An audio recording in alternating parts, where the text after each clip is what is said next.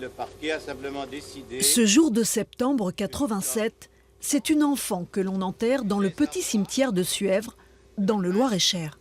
Il y a du monde et pourtant, on ne connaît ni son nom, ni son âge.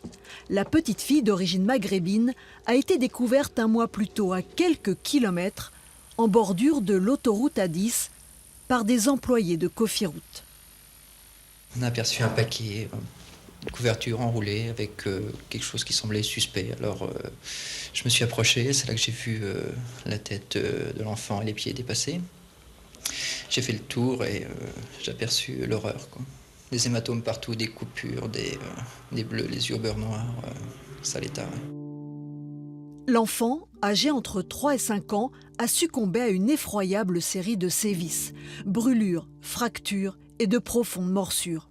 Aucun indice pour mettre les enquêteurs de la section de recherche d'Orléans sur la piste du ou des auteurs du crime. 66 000 écoles sont visitées et les 30 000 mairies de France affichent le portrait retouché de l'enfant sans résultat.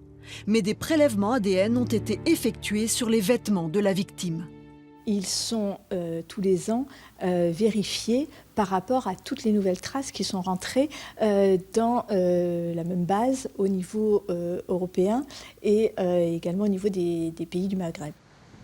Dans le petit village de Suèvre, les habitants qui fleurissent depuis 30 ans la sépulture ne perdent pas espoir. Il doit bien y avoir au moins un couple sur Terre qui doit, eu égard les violences qui ont été faites, qui doit se remémorer si ils sont encore en vie, on ne peut pas non plus le faire.